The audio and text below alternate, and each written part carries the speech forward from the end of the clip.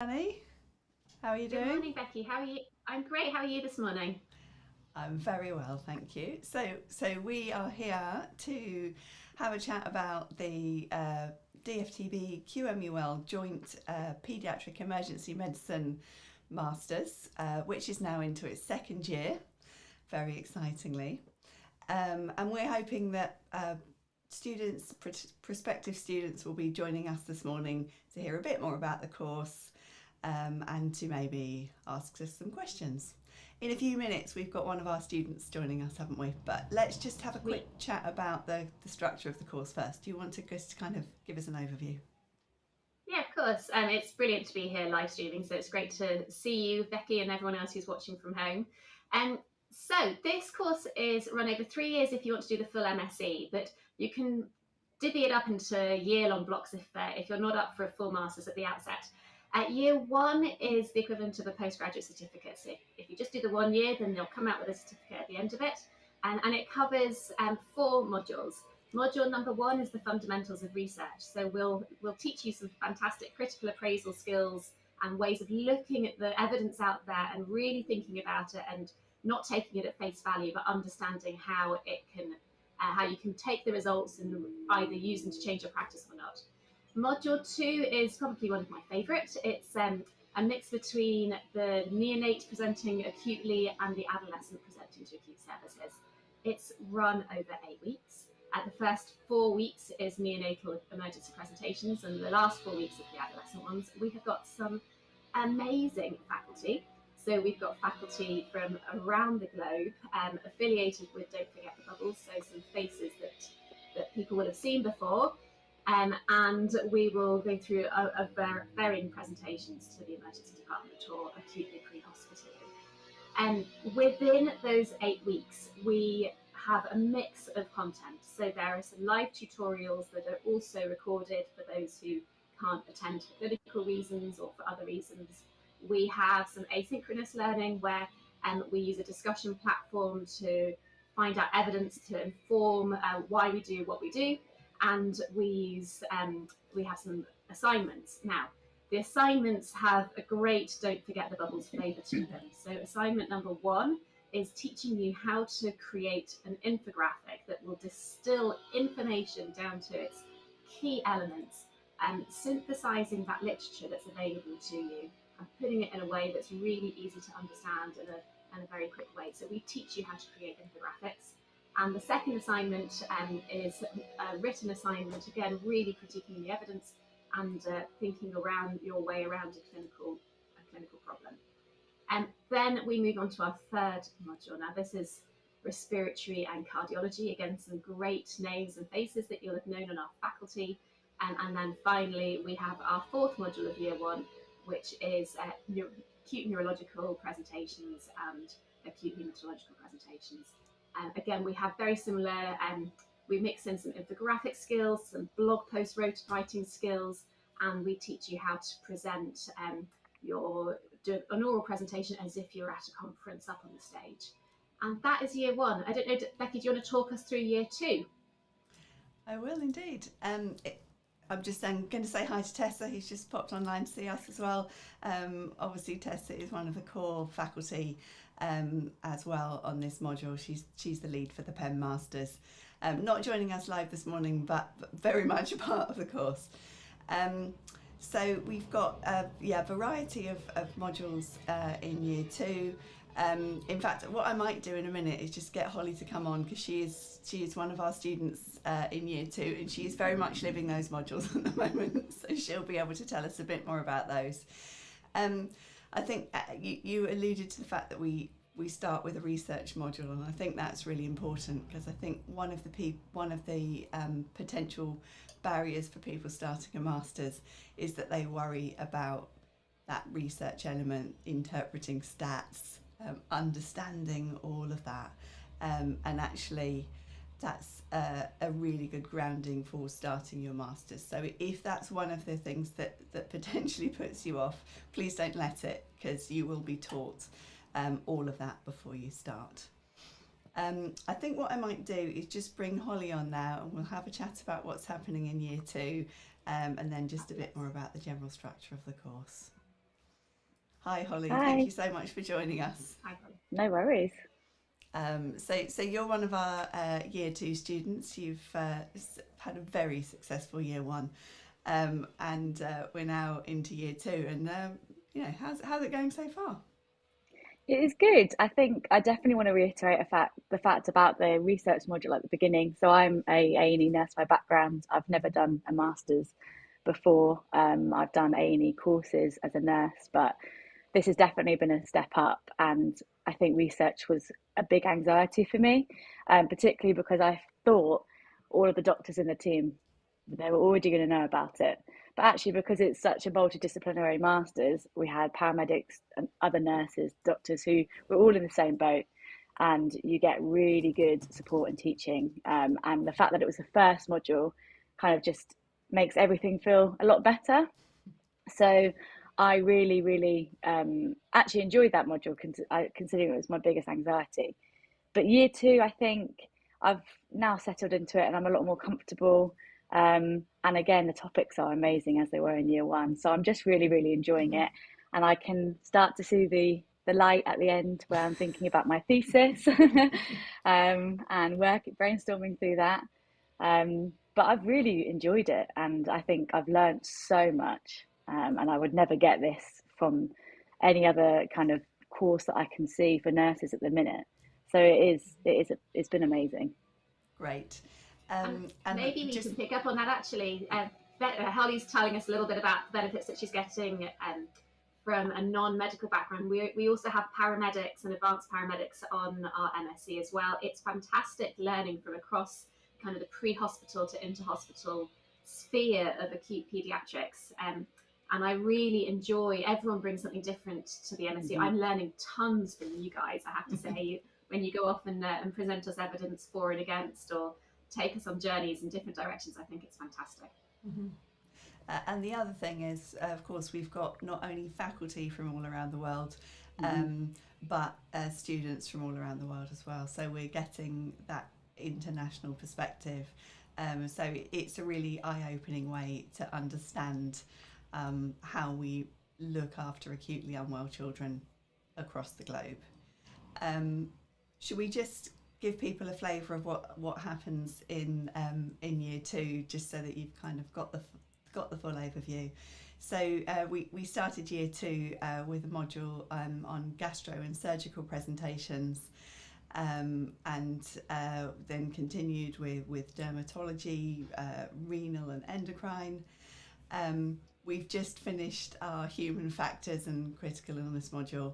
I love the human factors side of things. It was so good, the human factors, yeah. That discussion was so good, and we'll talk about how we use Circle to further that discussion in a second. We're currently on our module 8, which is our trauma module.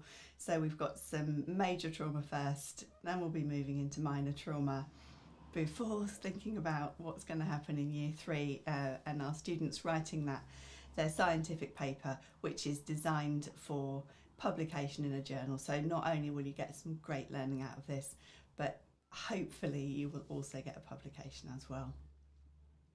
Yeah, and a conference presentation. So what our aim with the year 3 scientific paper is that each student has a clinical question that they want answered. They either run a review of the literature, or they run a little study themselves with open support, with getting ethics and with close mentorship. So in year 3, each student will be partnered up with a member of the QMUL faculty to supervise them through their MSc, through their scientific paper. And then, as we say, the aim is to get it published, but also presented as oral presentations in conferences. And of course, you don't have to do the scientific paper year 3. You can stop at year 2 and get a postgraduate diploma in paediatric emergency medicine, or carry through into the year 3 to get a full master's. Great. In a sec, we will talk about how we use various different platforms to facilitate learning. If you're watching us live online and you want to ask any questions about the course to any of us, to Holly, just general questions, or make some comments, please just pop them in the chat on YouTube or on Facebook, and they will pop up magically for us to see. So Danny, do you want to just talk? So we've talked about tutorials. As you said, we have a live tutorial for 6 of the 8 weeks of every module, and we really encourage people to join that so that they've got access to that really valuable discussion with our live faculty. We also have offline input via a platform called Circle. Danny, do you want to just tell us how that works? Yeah, okay, so Circle is a discussion board essentially, and all the students and the faculty are on it together. And for each module, we split the module into 4 weeks. So we cover 2 clinical topics. And you just thought, how can you cover the curriculum of peds emergency medicine that's so broad for a particular clinical presentation in 4 weeks? But we do, because what we do is within those 4 weeks, as well as the tutorials, we have these Circle discussions. And on Circle, we have 10 clinical questions that cover the scope of that clinical topic. And the question might be something like, just trying to think what we have. For the human factors, we had one of my favourite questions was talking about the different styles of leadership, and we asked the students to compare 2 of our recent American presidents in terms of their leadership styles, and then the students can choose 4 out of the 10 questions that are posted to go off and research and come back with some thoughts. We ask these to be evidence-based but also reflective, so they might be reflecting on a case that's been seen at work, or their own personal experience. And because there are so many students on the module, we get such a breadth and rich discussion that Holly might say something about one particular element and someone else might pick up on that and then say, oh, that's really interesting because my practice is this, and the faculty kind of direct and weave around the conversation. So for example, at the moment we're running for the first years the neurology module, and so we're having a really great discussion about management of stroke presentations in children. We're exploring the evidence behind what type of imaging, the timing of the imaging, whether we should be thrombolizing or not, what the evidence base is, what do you do when there is no evidence and you need to extrapolate from other data sources, and that's kind of how the Circle questions kind of unfold. And as I say, there are 10 topics for each 4 weeks. The students answer 4 each, but they also contribute to the conversation on the other six topics as well. And Holly, maybe you could tell us a little bit about how you find those Circle discussions that we have. Yeah, I actually find them really interesting. When I first thought of the concept of having 10 questions on top of the assignments, I thought, well, that's actually going to be, it's too much. But really, because they're such specific questions and they're so interesting, and you can chip into other people's discussion, you can, start your own investigations into what you think it might be. It's really enjoyable to do. And I love the combination between kind of reflective practice with also looking at research, and it provides that unique opportunity because in obviously our other assignments it's more evidence-based without any of the first person, where this you can actually reflect on the practice that you might have seen, combined with, okay, what does that mean, what are the guidelines, what are the policies, and actually how does that impact my practice and what will I change. And at first I always thought, well, the doctors will be able to provide a lot of information, I don't know what I can add. But really, the pre-hospital stuff that is provided from our paramedic students and from the nurses, I'd like to say that we do provide such a unique experience, and also so do the doctors. So we do really learn off each other. And we're always messaging, we've got a WhatsApp group, we always message after Circles like, what a great discussion, or have a look at this post because this is a really interesting thing to look at. And we can always find unique perspectives. We're never kind of short on what to write. And I really enjoyed I'm really enjoying the trauma module at the minute because that trauma is my passion, it's my interest. But it's really good to learn.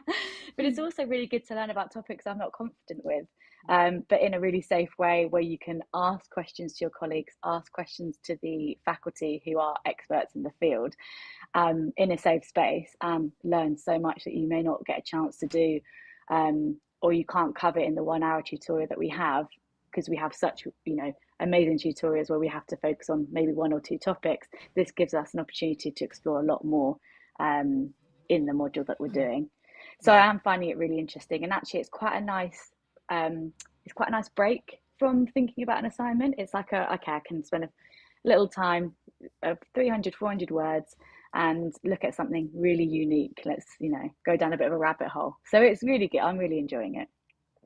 Great. Oh, that's fabulous. It's lovely to hear about the WhatsApp group, because we're not on that. That's totally you guys. And I think that's actually something that's really lovely to pick up on, is that because we have because the discussion board is a true discussion. It's not just, one student posts something and that, tick, they've done their piece. And there's a real, it's just beautiful. There's a real community of practice between you guys that I can see. We, between myself, Tessa and Becky, we mentor students. So everyone has a personal mentor to bounce ideas off. But I think you guys almost mentor each other as well, it's just fabulous. And there have been so many great opportunities that have come through the MSc amongst yourselves. So one of the other students that Holly is in Holly's year has been co-editing like a special edition of a journal. And so we've got 3 papers, I think, coming out by MSc students on behalf of QMUL, and don't forget the bubbles, just because you work together and you help each other out. Mm-hmm. And the number of infographics that you guys are producing, not just assignments, but just, they're fabulous. And maybe we'll share some of those on Twitter later. But they're really lovely to see. And so I think one of the really lovely things that we've seen as a byproduct of this is that, you guys are learning loads, we're learning loads from you, but we're also building this, this group of clinicians who are working together to do some really fabulous things, which I really love.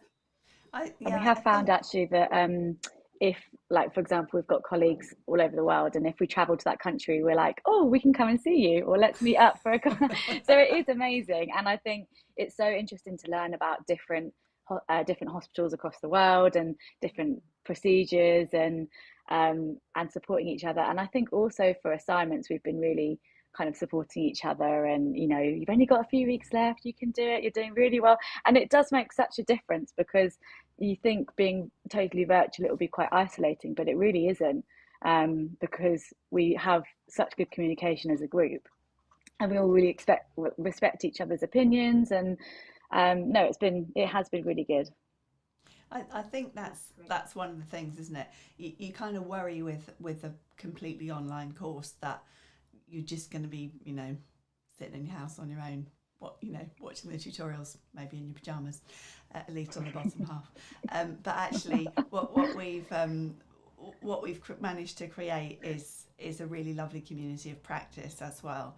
And so people are constantly bouncing ideas off each other, both in terms of what's actually happening on the course and, as a way of extending their kind of general learning about PEM. And as Danny says, we've got so many publications coming out. You can look on the DFTB website. Many of our recent blog posts have involved the PEM MSc students. And yes, we will pop some infographics on Twitter later. You'll see actually just on the back of that, Becky, sorry, before you fly on, the bubble wrap for May is actually a PEM MSc student takeover. So we've got students from both year 1 and year 2 doing the critical appraisal of the papers. So keep an eye out for that, and that'll show you some of the great stuff that's coming through the MSc. And the other thought that I just had was actually thinking about the tutorials. So we do run these tutorials 6 out of the 8 weeks of each module, and they're run live, but they're not your standard tutorial, are they, Becky?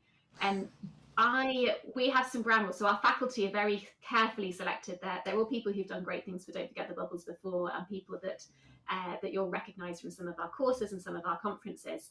And we have a no slides policy. So it's not a didactic teaching session where you just sit and listen, because we could put that up as a pre-recorded lecture. You don't need to be there for that. We want to keep this really valuable for people who are able to turn up and be there live. There's lots and lots of interaction and discussion.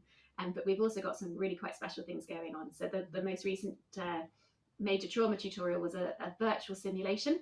And we bring in lots of different quite cool perspectives on the way that we teach. Mm-hmm.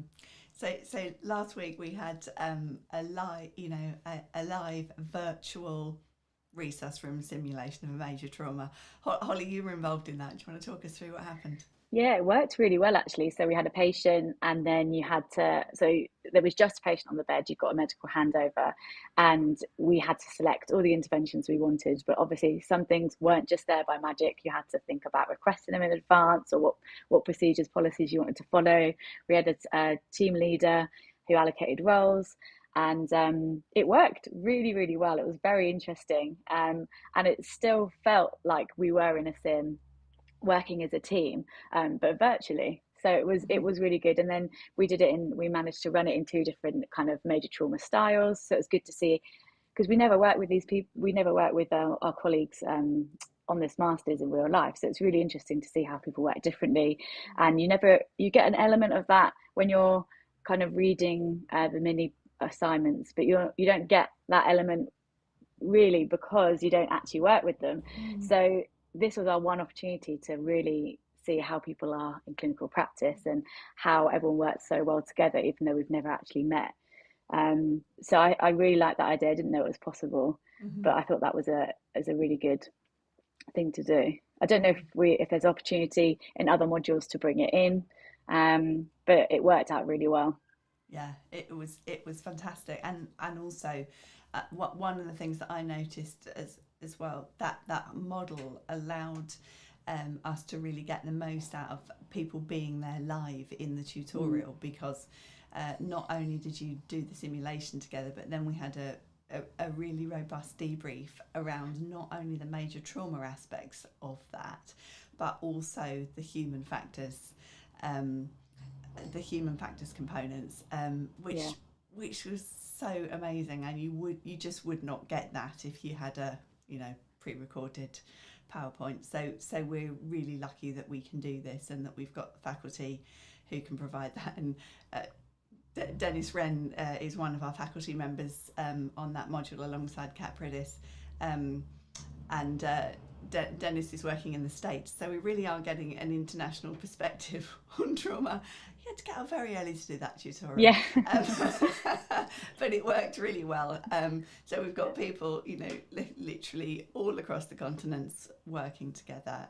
It was absolutely amazing. I think one of the things that people are going to ask you, Holly, is how on earth do you fit this all into your life? You've got a busy job. How do you get it all done? I think everyone is different, and I think you need to it will take a few modules to find your own pattern. Because at first I thought, how am I going to juggle everything at once? And I was trying to fit in the circle post while trying to do the assignments, but actually you have to think what works for you, and everyone's very different, and everyone's rota is very different. So I always, on a day off, I always try and do kind of at least 1 or 2 circle posts, but not put too much pressure, enjoy researching them, reading about them. And then I know that they're ticking along in the background. But I also think about what are the assignments. So for example, with an infographic, personally, I love them as well. So I know I could probably spend a little bit more time on the circle compared to the infographic, because I know I'm comfortable with them. But with the written assignments, as I'm dyslexic, I find that that's a little bit more of a challenge for me. So I will dedicate more time to thinking about how am I going to structure my assignment, what do I need to involve. So every assignment is so different, and that's what I love, is that it's not just essay after essay after essay. You get such a variety, but it also gives you space to then, don't forget, if others want to publish it, for example, it's so rewarding that your infographic has gone up, because maybe one of my assignments on my blog may not be as strong for me, and that might not be published, but an infographic that I've also worked really hard on can also, be published and seen. So it is really rewarding. I think you just have to be honest with yourself, think, what are your strengths, what are your weaknesses, what do you think you need to spend more time on, and just don't panic about it. Everyone's going to support you. You can always speak to the faculty, build connections with your colleagues as well, because they may be struggling with, you may think you're the only one, but they may be struggling with something as well. Or they could provide an insight that you didn't think about. So just think, what are your strengths? What are your weaknesses? Ask for support. For example, I asked for dyslexia support very early on. I got it almost within the first few weeks. And that's been really helpful with my assignments, just to how to structure them, what I need to think about. And hopefully, it has hopefully reflected in my grade. I feel a lot more confident with written assignments now compared to right at the beginning. So I think, yeah, it's just going through it yourself, taking time to think what you need to spend your time on and going from there, really. But it's definitely achievable. It's a lot of work, of course, it's a master's, but it is definitely achievable. Good. And on you've mentioned the support that you've had around your dyslexia. That's one of the things that I think QMUL does well, is the pastoral support for students. We recognise that everyone's working, most people are working full-time and beyond. Many people are juggling lots of out-of-work commitments as well, and that's no mean feat. So we also have a great student support service at QMUL for people who just need some extra support, either if that is with kind of academic skills or with other stuff. So we want to make this as positive as an experience as we possibly can, and give you the additional support that you might need as a student, recognising that you're going to be spending 2 or 3 years of your life with us, and things can change quite significantly in that time. Danny, is there anything you want to add at this point? I don't think that I've got anything else kind of burning to discuss, only that if people are interested in finding out more about the MSc, do look on. We've got a direct link to the Queen Mary page. The university that kind of runs the MSc is Queen Mary University of London, which is where you'll get your qualification from, that run in collaboration with us. But if you go to the Don't Forget the Bubbles main page, there's a tab for MSc, it will take you directly there. If you've got any questions, then just email us. And there's email contacts on the QMUL page. There's also the Don't Forget the Bubbles email address. We will answer any questions. If anyone wants to kind of chat through whether it's the right thing for them or not, then we're always very willing to chat. And also to pair people up with other students who are in similar places as them, or from similar backgrounds, if they if it's a particular question that they want answered related to that. And so do ask the questions, do come and find out a little bit more about it. And but the biggest thing I've got to say is that it is fun. It's hard, but it's fun. And I don't know of any of the students that regret signing up for it. So I think come and join us and have a great time. It's my bottom line, and learn loads. Absolutely. Just want to echo that, Danny. Thank you so much for joining us this morning, and thank you in particular, Holly, for coming. We really appreciate your time. No worries. As Danny says, we would love you to join us. We'd love to see you as on the PEM Masters. We'd love to continue to attract a multidisciplinary student cohort. And we can promise you loads of amazing learning that we can teach you to provide your own valuable educational resources, and that we can have some fun on the way. So we'll leave it there for now. Thank you so much to everyone who joined us, and we'll say goodbye for the moment. Bye. Bye.